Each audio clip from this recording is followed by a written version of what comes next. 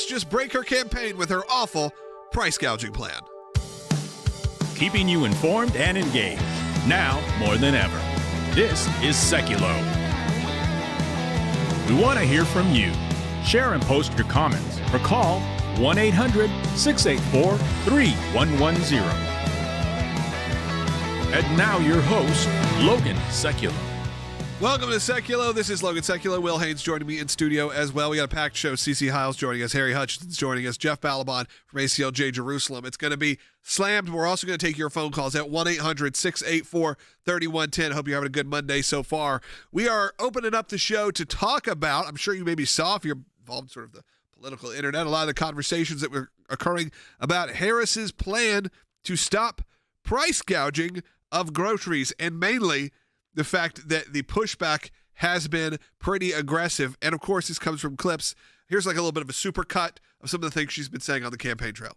Everyday prices are too high. It feels so hard to just be able to get ahead. The bills add up. Food, rent, gas, back-to-school clothes, prescription medication, the cost of food. A loaf of bread costs 50% more. Ground beef is up almost 50%. There's a serious housing shortage. The price of housing has gone up. It's too difficult to build, and it's driving prices up. It is out of reach. The size of down payments have gone up as well. Costs are still too high. There's not much left at the end of the month, and prices are still too high. So that's just a super cut of one speech where she was talking about this. And, of course, one of the clips that isn't in there, she said, of course, this is a lot of it happened since the pandemic, which means what?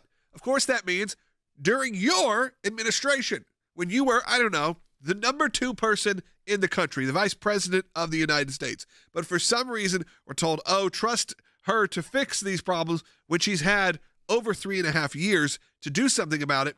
But of course, it's gotten worse and worse. This is essentially an incumbent president in many ways, and we have to start treating it that way. And of course, even the news, even CNN, even some of the big, more liberal-leaning platforms have started pushback on this. That's right. CNN's headline is Harris's plan to stop price gouging could create more problems than it solves. Washington Post had an opinion article that basically said that now the problems of now cause for serious measures, and she only offers gimmicks. And unfortunately for the American people, we're the ones that would suffer under these types of plans that she's putting forward. This was her very first big policy rollout, and it was to take from the playbook of socialist and communist countries, the Soviet Union, Venezuela, and countries of that nature of, hey, pricing's out of control because of what we've done as an administration. So what we're going to do is we're going to fix the prices. We're going to make sure that the companies, the chains of grocery stores, they're not charging you too much. We're going to set prices.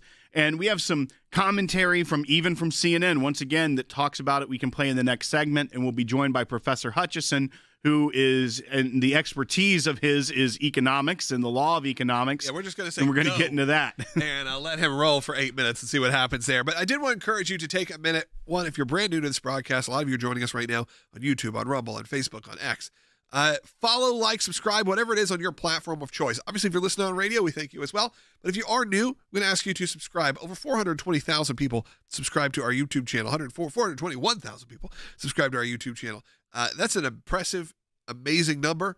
That's not just us bragging. That's showing you the alternative media and press can get out there in new and unique ways. So I encourage you to do that. But also, phone lines are open. We want to hear from you. Though we're going to have some leading experts in, like you said, Professor Hutchinson. We're going to have on CC Hile, one of our senior attorneys. We're going to have the head of ACLJ, Jerusalem, on later on, talking about Israel. But we want to hear from you as well. Your voice is just as important, if not more important, to this conversation. 1-800-684-3110. But we are in the middle of our Life and Liberty Drive. And look, there's been a lot going on also, you've seen with the DNC pushing their pro-abortion agenda, and we are pushing back against that. We urgently need your support. You have seen what they're doing. Planned Parenthood is sending out trucks, and it's going to be crazy. We're going to discuss that more as we are rolling out today. The plan is today that we will be filing our lawsuit in Massachusetts on that big campaign. You want to be a part of it right now. Go to aclj.org. Your donations are doubled still through the month through our match. You want to be a part of this, the big counter campaign, and everything we're doing right now.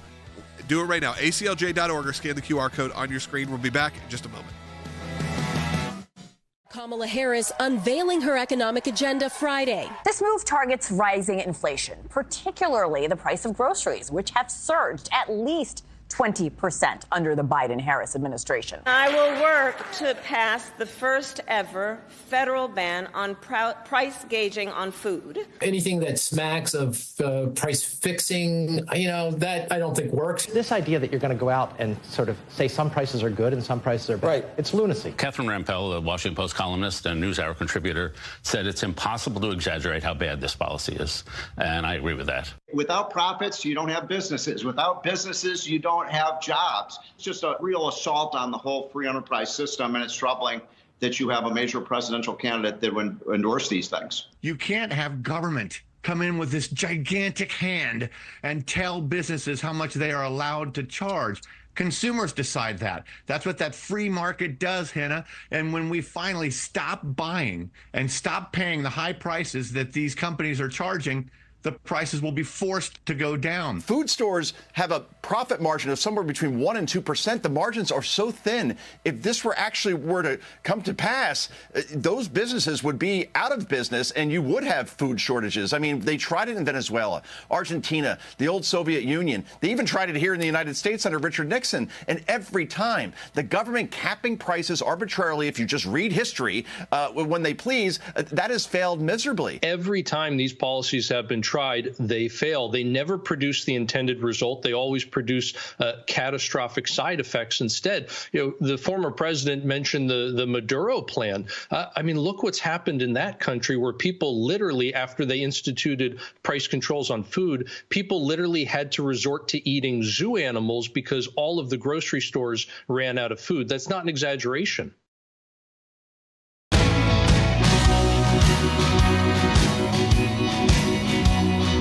Welcome back to Secular. We are taking your calls at 1-800-684-3110. Professor Hutchinson just sat down in studio, but I wanted to take a minute here because we didn't really have a lot of time in the end of that last segment to tell you about the Life and Liberty Drive and what we're doing today. Because if you are involved in the pro-life cause, like I know a lot of you are, and you may have seen some information over the weekend that was disheartening, but our ACLJ team has been working over the weekend to file today. Our plan is to file today a lawsuit in our big Massachusetts campaign. You've heard about this. When I was walking around Boston, all of a sudden I saw all of these billboards from the state, from the government, saying avoid anti-abortion centers.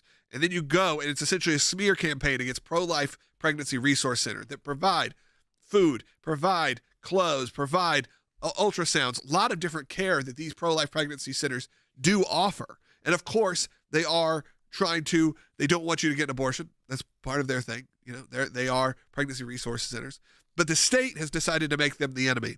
And we are taking it to the state in two-pronged ways. We are going, number one, with a lawsuit. We are going to court. And that could happen as soon as today. That will likely happen today. And then also, we're going to do a massive counter campaign. And how massive that is based on your response. So I encourage you right now, as we are filing a lawsuit today and we are launching this huge counter campaign, your ACLJ is battling each and every one of these cases that requires all the resources we can. It's a political year. Also, we're talking about inflation. We're talking about things. I know it's tough, but we need the resources to continue and expand these legal battles as the pro-abortion campaigns are coming for your state if we don't win this in Massachusetts. They have already said Massachusetts is the first place, and then they're going to be rolling this out around the country.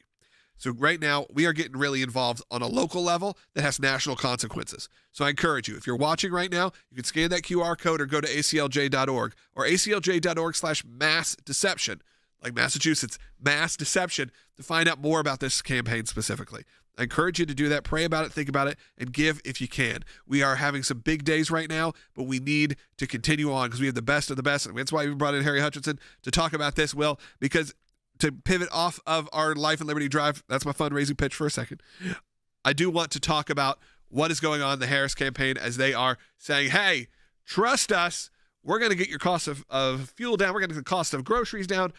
We're going to stop price gouging. We're going to do all of these things. That's right. And Professor Hutchinson, for months they told us, Bidenomics worked. Everything is great. The economy is the best in the world.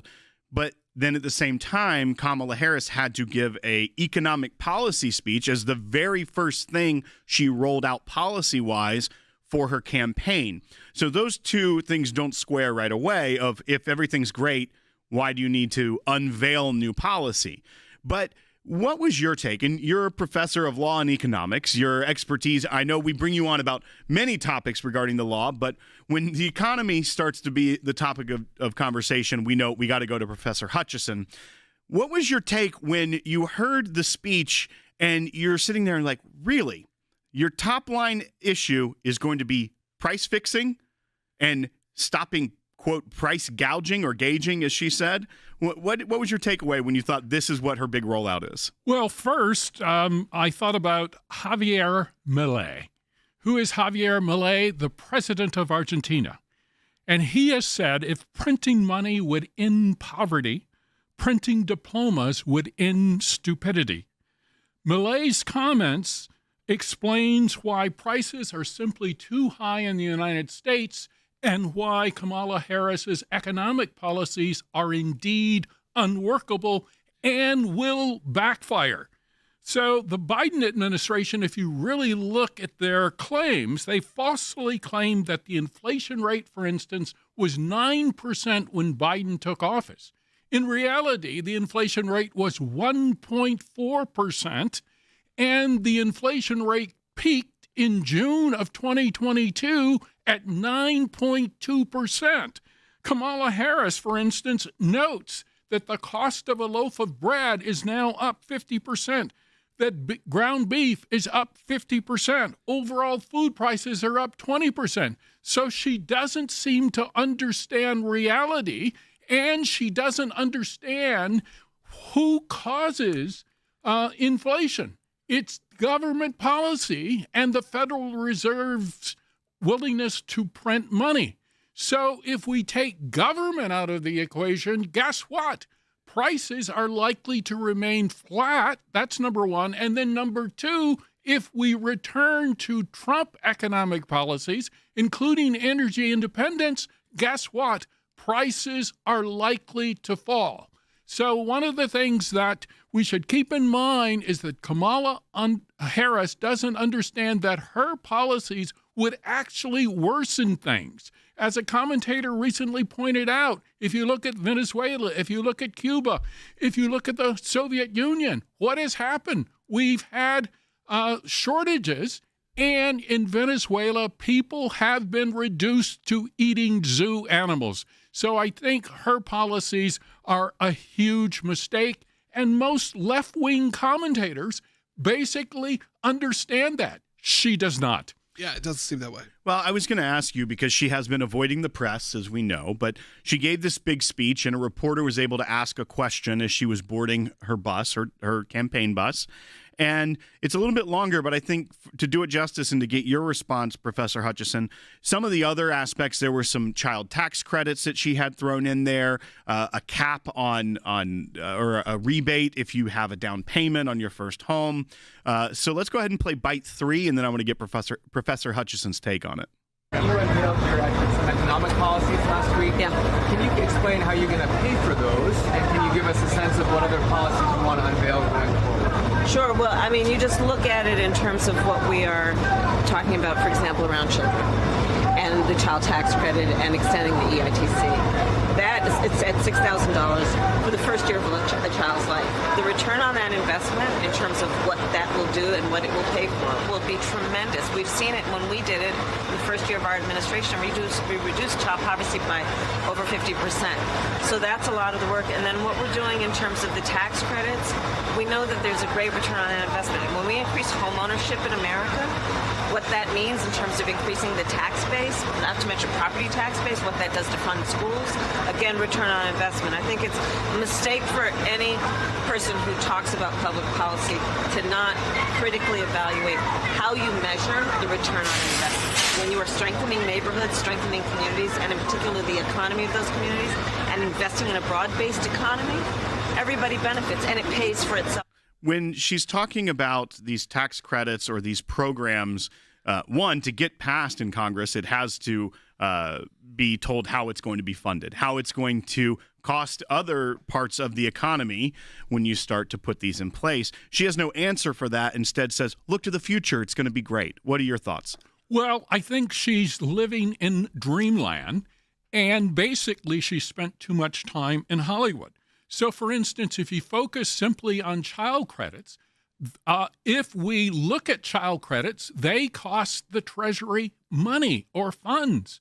And so what she is basically attempting to do is to drive up inflationary spending. So we should expect inflation to rise in the short run. We should then expect the Federal Reserve to do what? To raise interest rates, basically crushing home ownership. Simultaneously, she's talking about giving a $25,000 credit to new home buyers. Again, that's inflationary. So she doesn't understand that her policy initiatives will actually drive up the inflationary rate in the United States. And guess what? Under the Biden-Harris administration, not only have they driven up inflation, approaching almost 10%, they have driven down employment of native-born Americans. And so the Biden-Harris regime has basically opened the borders to illegal and legal immigrants, and the employment rate for native-born Americans has actually fallen during the Biden-Harris administration. So at the end of the day, one of the things that we should note about the Kamala Harris economic plan is everything she proposes will backfire. Yeah. And it's a mistake. Yeah, absolutely. I appreciate you breaking that down. We have a lot of comments. People are just curious because a lot of people don't even understand the very basics. And look, I'm not going to say I know everything about it, of just how inflation works, why the prices go up, why they go down, who's in control of that. So I really did hopefully give people a good baseline. If you want to go back, I encourage you to send that to your friends. Give them an understanding of why you're deciding to even vote the way you're going to vote, or who you're going to vote for. You're going to vote for Harris. Maybe you see that commentary, you go, okay, that's what I'm looking for. I will have to say, as I watch the comments, nothing really latched on to people as much as you saying that we may have to eat zoo animals. That has been a conversation starter of what animal would you go to. One person went after the koalas, and that turned a lot of people were very upset about that. It's a weird choice. Yeah, some people said silverback gorilla, which I got offended, but there's a lot of people having that discussion right now. So you know what?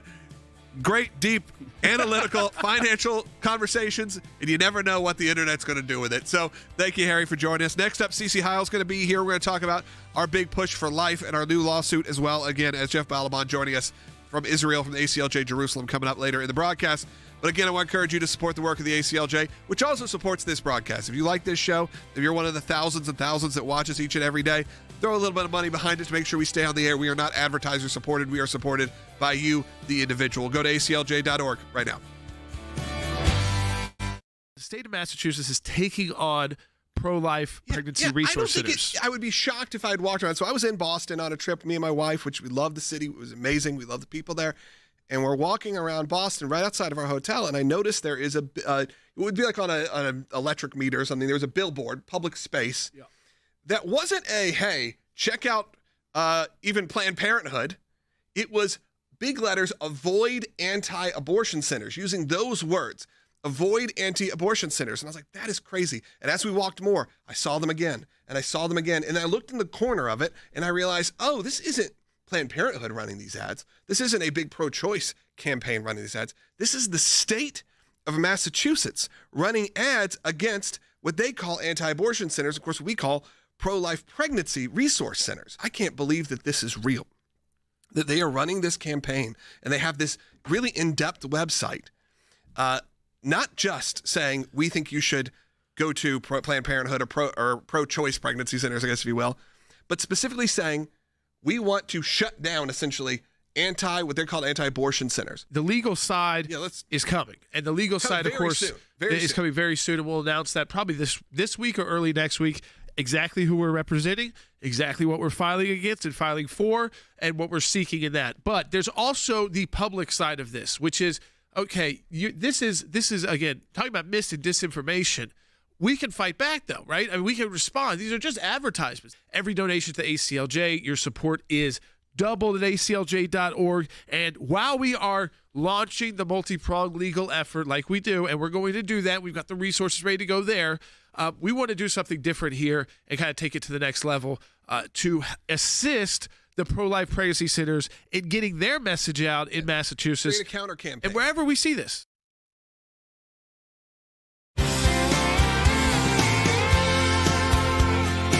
Welcome back to Seculo. We encourage you right now, if you're brand new to the broadcast or you haven't yet, if you're watching on YouTube, Rumble, Facebook, X, however you're watching this, or if you're listening, but if you're watching with those platforms and you're brand new and you're like, I love what you guys are talking about, hit that subscribe button. We appreciate it. Maybe you haven't yet. Because we know about 50% of the people that watch every day haven't subscribed. So you know what? You can make a big impact right now just with that alone. We encourage you financial donation, but of course, we really appreciate it even if you just get involved. Over 421,000 of you alone on YouTube, 200,000 plus on Rumble. This is building a mass audience because this is the information people want out there. And I want to tell you about some of our legal work right now. You heard about it earlier in the broadcast. I talked about our campaign that we are planning to roll out in Massachusetts. Well, that's all really launching today. And it's today is the plan to take this to court. Cece Heil is joining us, senior counsel here at the ACLJ. Cece, why don't you lead us through this? Sure. So what we're talking about is an actual campaign that Massachusetts, the government itself, launched against pregnancy resource centers. And those used to be called crisis pregnancy centers. Those are the centers that support women when they're making a determination about keeping their child. And they actually give them options, not just abortion. That's not the only option. There are options that they can provide, and they can provide assistance even after the women have their babies. So Massachusetts launched this incredibly huge campaign that targets the crisis pregnancy centers and actually accuses them of being a public health threat and carrying out false and misleading advertisement. And not only that, but they're actively urging citizens to report PRCs to state law enforcement. So we, of course, jumped in and took action, and we are representing one of the PRCs, Your Options Medical Centers.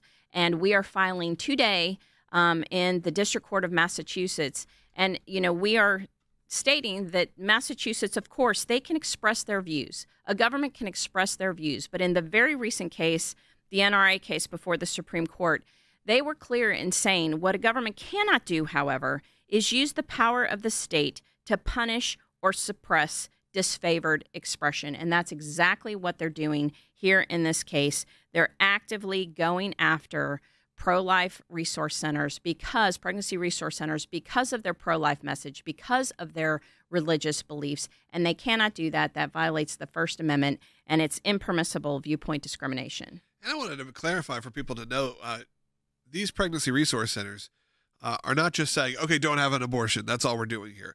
Many of them, most of them, I'd say, are providing incredible amount of resources, whether that is post-birth care, whether that is, you know, some of them offer diapers and food and clothing for people who have economic hardships, who are nervous about having a baby.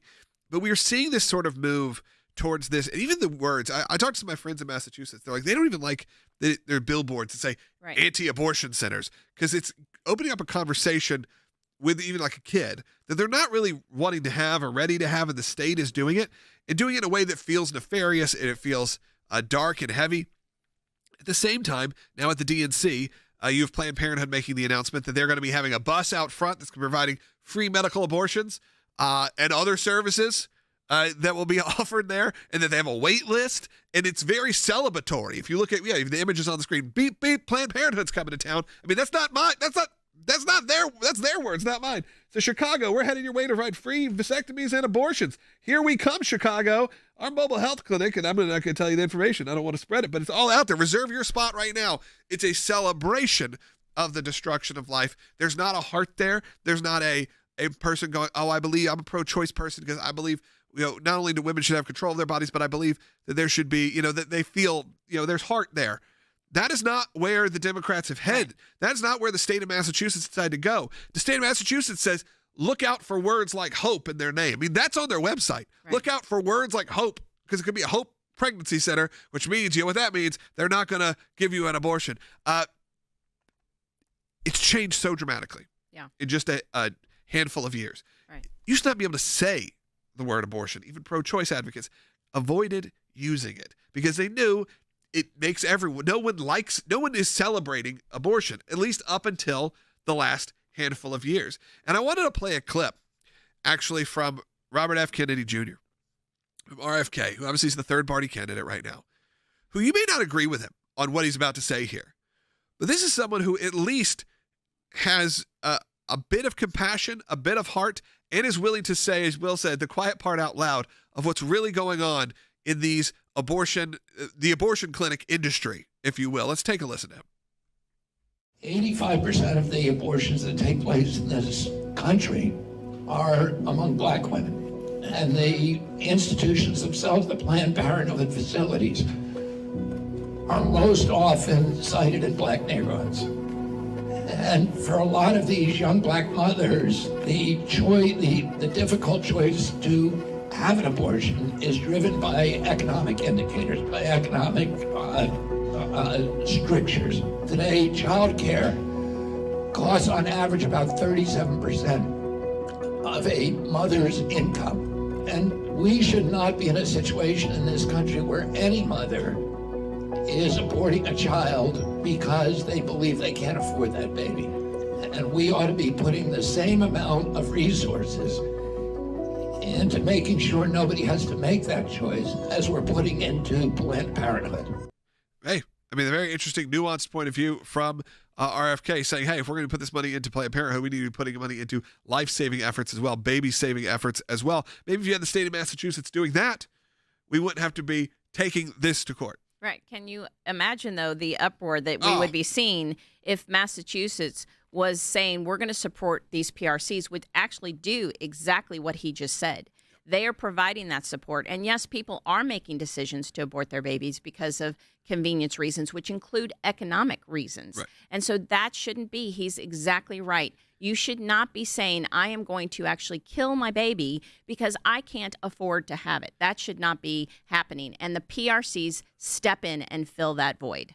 Well, and you also think of how many billions of dollars the United States government has given to Planned Parenthood over the past decades. It's billions of dollars that they have funded this organization, and Planned Parenthood uses fun accounting and money gimmicks and fungibility of money to say it's not directly providing for abortion services, it's paying for everything else. But in reality, they're freeing up their funds to be able to provide abortions. And when you see something like what RFK is saying, if you're an America First person, you should be wanting to care for Americans in the inner city or in different places that they feel like that's their only option. And that's why PRCs are such a benefit and great ministry that they provide to mothers who find themselves in a situation where they may be terrified of what the future looks like. Instead, the government goes after them. And today's Democrat Party that is celebrating abortion at their convention takes it so lightly and celebratory. Yeah, that's right. That's why we're going to court today. And look, some of you lose us here at the half hour. If you don't, great. Join us. I got a whole other half hour coming up. Great content. Great people are joining us. But if you do lose us here, if you're listening on terrestrial radio or however it is, maybe you just got to go. I encourage you right now. You heard from Cece. That is the legal work that we're doing. The legal work's been going, but we are filing today. That's happening right now. People are working around the clock to get this done. Then we're taking this massive counter campaign to Massachusetts. If Massachusetts goes well, beyond. So, put your money where your mouth is. If this is something that's really important to you as it is to us, go to aclj.org right now. All donations are doubled here during this Life and Liberty Drive for the month of August. The campaigns are coming for your state. If you think this is disgusting, it's coming for your state. But your ACLJ, we're battling each and every one of these issues in court and in the media. Be a part of it right now. aclj.org. We'll be right back. Last summer, we launched our first ever ACLJ Life and Liberty Drive. We never could have imagined how much you, our ACLJ members and ACLJ champions, would exceed our expectations, and we can't thank you enough. We'd love to tell you that 1 year later, threats to life and liberty are no more. Sadly, the radical left is relentlessly doing everything it can to destroy the very foundations of this great nation: life, religious liberty, and the Constitution. The good news is your ACLJ team has not slowed down. We continue to fight in courtrooms across the country, including the Supreme Court, to defend your freedoms and to save innocent babies. And we're proud to announce the return of the ACLJ Life and Liberty Drive. Right now, your tax-deductible gift will be doubled, dollar for dollar, doubling your impact to defend your freedoms and help save innocent lives. Go to aclj.org right now and join us in this fight. Keeping you informed and engaged, now more than ever. This is Seculo. And now your host, Logan Seculo. Welcome back to Seculo. If you're just joining us right now, we got a big topic to discuss, which is obviously the inflation campaign promises, the price gouging campaign promises coming from the Harris administration, if you will, which is what I'm essentially calling the presidential administration right now.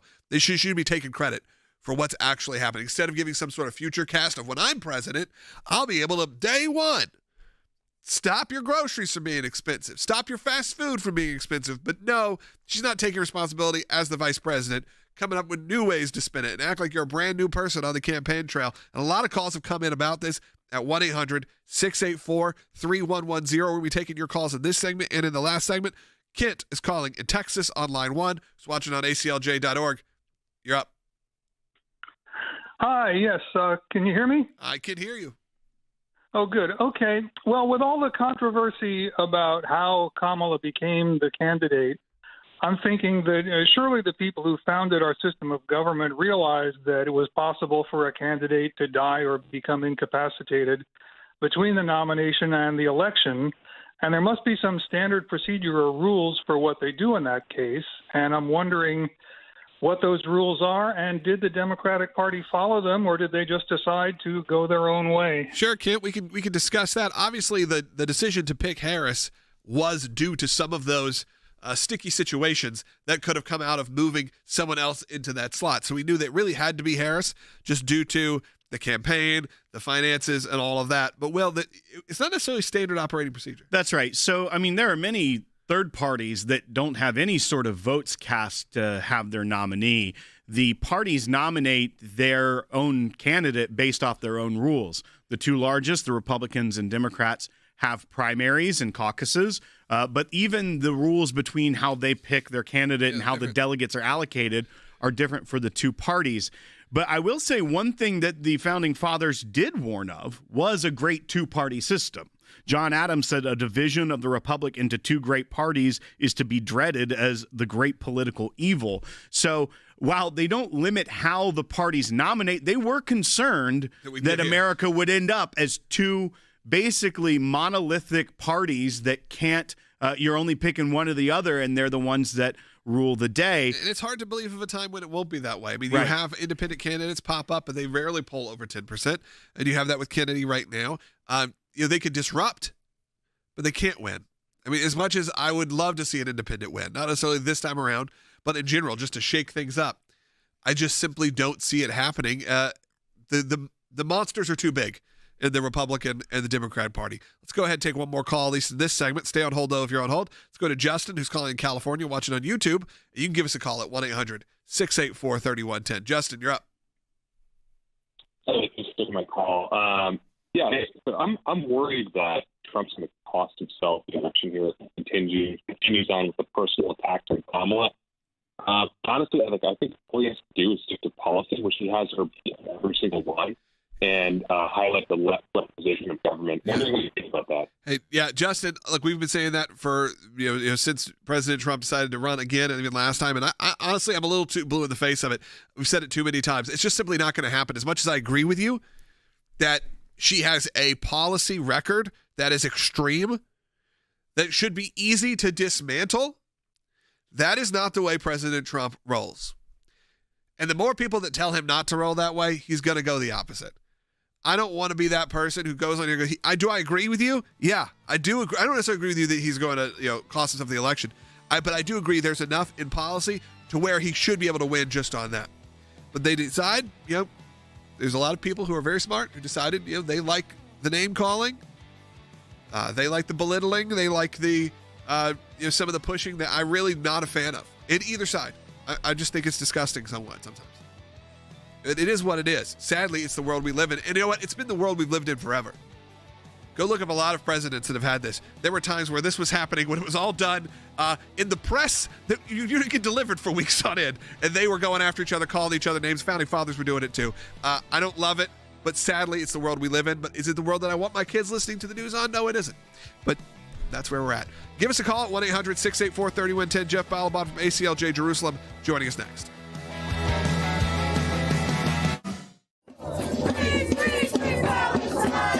On the eve of the Democratic National Convention's kickoff, protesters already on the streets of Chicago and even on the river. The pro-Palestinian March on the DNC is a coalition of over 200 groups. And the leader of Chicago's largest police union says most officers are, quote, holding their breath in fear of these agitators coming to town to create chaos. The estimate that we were getting from Chicago law enforcement officials, from U.S. Secret Service, is that this crowd could go from anywhere from an estimated 20,000 upwards of 100,000. That remains to be seen. And a brand new report is revealing that more than 150 extremist groups are either participating in or supporting the DNC protests this week. The city says it's ready, designating protest zones. The streets in blue, just blocks from the convention. Activists, though, calling for more space to protest. We are going to continue to fight up until the step off from the park tomorrow. In downtown Chicago, businesses already boarded up. See the CRS, they are a community relations team. They are actually part of DOJ, and their job is de-escalation. They are working to make sure that no outside agitators are jumping in and creating incidents as they move down Michigan Avenue. Frankly, I think some of them are just paid and don't even know why they're there. But the leadership of these protests, John, the leadership of these protests is pro-Islamist, hardcore left, progressive, believe deeply that America's place in the world is indecent and that the problem is us, the United States and Israel, and not these Islamist terrorists. This is a view that is antithetical to the most fundamental ideas of America. And sadly, they're there in Chicago because they think their presence can sway the Democrat Party even further to their side.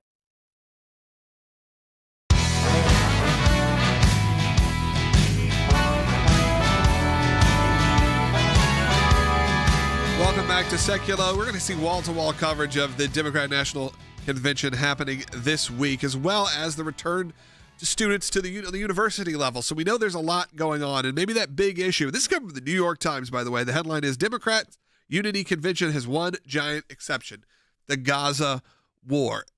We have Jeff Balabon joining us, head of ACLJ Jerusalem. Obviously, this is what's in the news right now as we head into a Democratic convention. Historically, the Democrats, if you want to go back way historically, been very supportive of Israel publicly. Has never been really, it's been an issue, but a fringe issue, if you will. But now it's front and center. They're planning for the protests. We're planning, there's a lot of curiosity on whether students return to protesting. I want to get your point of view when you see these kind of headlines start breaking. Well, first of all, people need to recognize that the New York Times has been very anti-Israel for decades, and indeed, many say is openly anti-Semitic, going back to its refusal to cover the Holocaust, honestly. So the New York Times, as a paper of record, tends to spin things in a way that's very hostile, not just to Jews, but to the truth, to Israel, and to America. This article, for example, that you raised, Logan, it is fascinating to point out that there seems to be unity, that's what they want to call it, across issues except for this issue. They're pretending it's a Muslim versus Jewish issue when it's not. It is a death to America versus America issue, in which also there are people who support death to Israel. And they don't particularly care for people who aren't Jewish. So they're trying to say this is a niche issue, and the Democrats are appealing to these two groups. But even that kind of an identity-based issue, it's not. And it's a deep and profound ideological issue. It's the same issue taking a different face than the one we just talked about, or you just talked about with Cece, which is there used to be a sense, you bring up RFK Jr., that abortion, even if they wanted to legalize it, should be rare. Now they're worshiping it as a good thing. Well, they're worshiping the destruction of innocence in Israel as a good thing. They're bringing up, for example, Keith Ellison, who was going to be the head of the DNC until it was determined a few years back that he was too radical on these issues. He's a former, very public, vocal supporter of the Nation of Islam and Louis Farrakhan.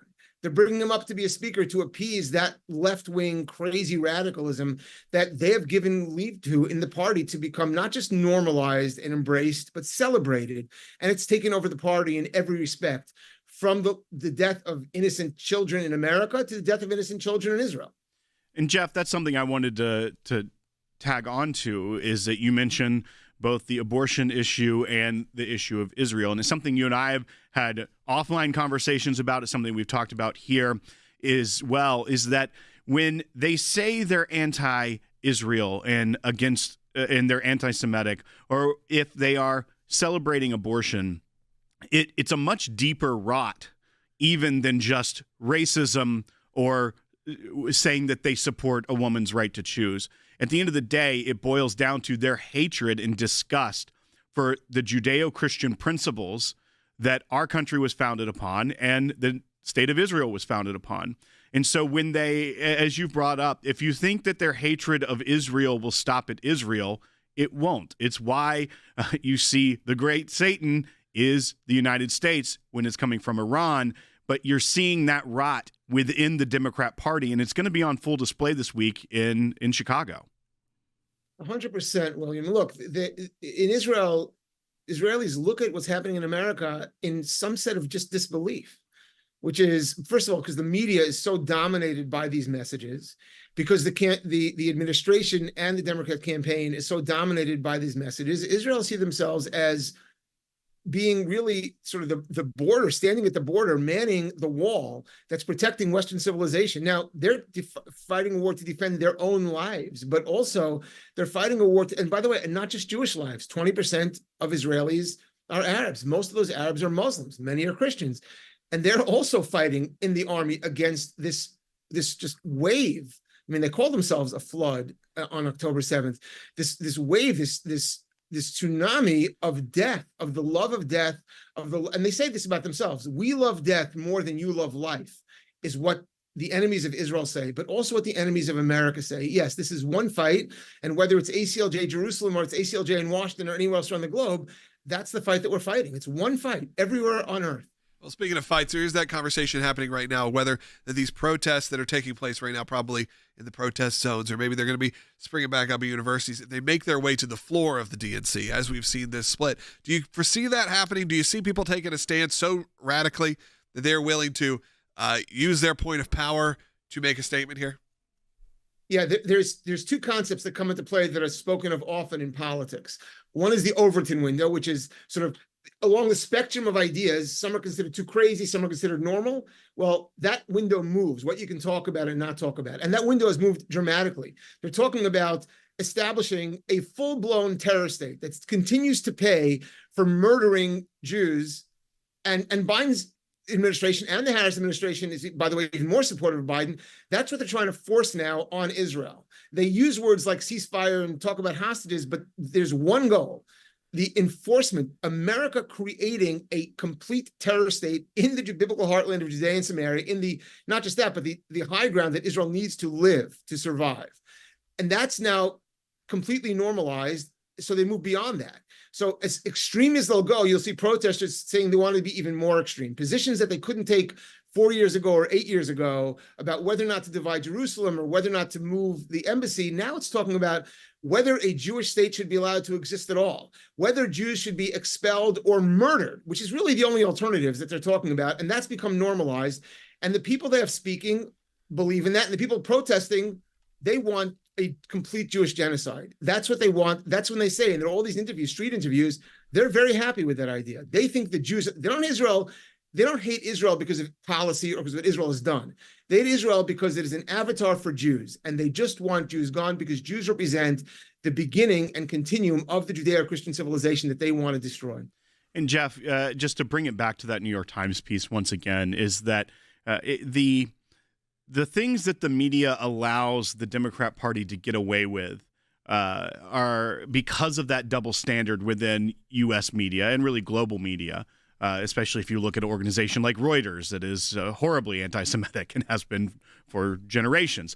But when you look at this article and they try to be like, look, it's unity around in the party, even though they have a policy difference. They're trying to make this a policy difference when you're talking about genocide and anti-Semitism.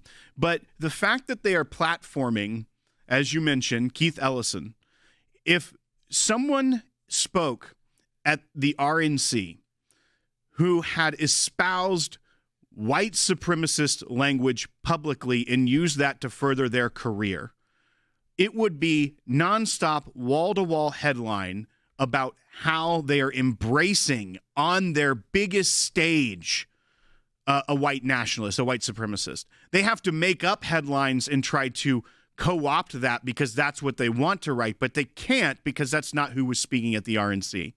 They have a real anti-Semite, someone who sides with the cause of genocide and the destruction of Israel speaking, and they're trying to say, look, they can have policy disagreements and still be unified. I think people need to let that sink in. Right, exactly. Sort of the bloodless, the famous phrase, the banality of evil. And we want to see the movie version or the poetic version of evil where someone who looks satanic, but that's not the way it works. They look like bureaucrats and they speak nice, flowery language about wanting peace and ceasefire and return of the hostages, but that's not what they actually mean. And if you look at their platform, not even the most recent one, but it's just getting worse. They've said they want to criminalize literally the existence of Jews. Just a Jew living in Jerusalem should be a crime. The Biden administration is already sanctioning Jews for living in areas. There's no other faith, there's no other ethnicity, nation in the world that this would be allowed by the Democrats. But when it comes to Jews, there are places in the world where they want to sanction you criminally for living there. And those places have to be called Judea and Jerusalem. So yes, what passed for normal, and by the way, they have these groups they call pro-Israel groups.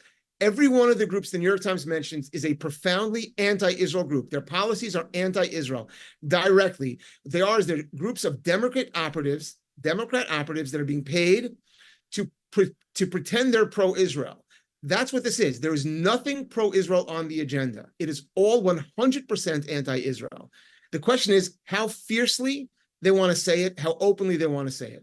Yep, and how we're going to respond to it. And that's why the work of the ACLJ continues. Thank you, Jeff, for joining us. That's the reason we have an ACLJ Jerusalem, to make sure your voice gets heard around the world as well, not just here in America, that when there are what will be a wall-to-wall coverage, and whether this is the top topic that ends up splitting the party or not, it doesn't matter because we really know what the truth is. You can be involved in that conversation at aclj.org. Do it right now. Phone lines are open also. We have 3 lines open. We would love to have you on the air today. Give us a call. 1-800-684-3110, whether that's talking about the inflation situation with the price gouging and how they're going to fix the prices, whether that's talking about life or whether that is talking about Israel. We're open to those conversations or anything related to that world, of course, with the Democrat National Convention starting this week, starting tonight. What's that going to look like?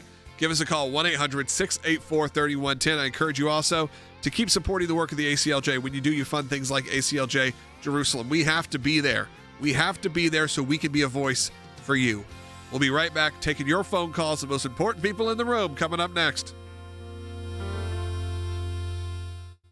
Kamala Harris unveiling her economic agenda Friday. This move targets rising inflation, particularly the price of groceries, which have surged at least 20% under the Biden-Harris administration. I will work to pass the first ever federal ban on price gauging on food. Anything that smacks of price fixing, that I don't think works. This idea that you're going to go out and sort of say some prices are good and some prices are bad, right. It's lunacy. Catherine Rampell, the Washington Post columnist and NewsHour contributor, said it's impossible to exaggerate how bad this policy is.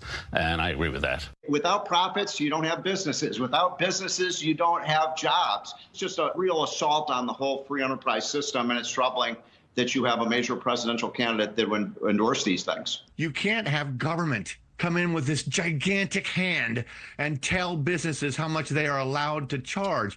Consumers decide that. That's what that free market does, Hannah. And when we finally stop buying and stop paying the high prices that these companies are charging, the prices will be forced to go down. Food stores have a profit margin of somewhere between 1% and 2%. The margins are so thin. If this were to come to pass, those businesses would be out of business and you would have food shortages. I mean, they tried it in Venezuela, Argentina, the old Soviet Union. They even tried it here in the United States under Richard Nixon. And every time the government capping prices arbitrarily, if you just read history, when they please, that has failed miserably. Every time these policies have been tried, they fail. They never produce the intended result. They always produce catastrophic side effects instead. The former president mentioned the Maduro plan. I mean, look what's happened in that country, where people literally, after they instituted price controls on food, people literally had to resort to eating zoo animals because all of the grocery stores ran out of food. That's not an exaggeration.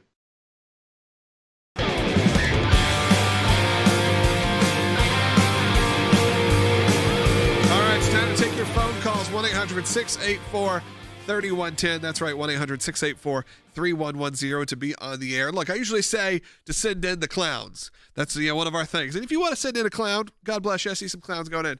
But today, since Harry Hutchinson mentioned zoo animals, I have seen so many animal emojis that I'm going to just put in there. If you were forced to eat a zoo animal, what would it be? Put in the emoji of your favorite zoo animal, or it could be any animal. We've had a debate. Is a pig a zoo animal? I don't know. A zebra? Probably. I think that would probably lend itself more. But you know what? Just put in your favorite animal. Man, you guys in the comments, I have to say, if you're brand new to the YouTube channel, subscribe, because this is the fun you get to have each and every day. The content we put up, you're going to learn a lot, and then you're going to be entertained. And hopefully we provide that here on Secular. I see a lot of the clowns coming in. Phone lines are jammed right now. Let's go ahead and take them from, let's go with people who are on hold the longest. William right now is in New York. I did want to say this real quick, just as a little incentive. If you're an ACLJ supporter, make sure you always tell the phone screener if you're an ACLJ champion. That's someone that gives on a monthly recurring basis, because you get priority in terms of getting your phone call taken. So, William, you're on the air. Hello, basically, I've been thinking about just how ridiculous the regulations are. Bringing down the cost of living would seem to be the wisest approach, and there are a lot of cheaper alternatives, but the Democrats just want to regulate the heck out of everything. That's right. And as William's referencing, that a lot of the regulations that go into building has also driven up the price of housing, as well as the material cost. I mean, you saw how much lumber skyrocketed, especially after the pandemic, when Kamala Harris and Joe Biden were in office. But now, as they're trying to say that they are going to lower housing cost and try to bring down that number, she's also introducing plans like specific $25,000 credits and tax credits that would go for these new home buyers, which whenever you start having these mandated government things, what it ends up doing is raising the price by $25,000. So you're in effect hurting the economy, hurting the price of housing, which is out of control.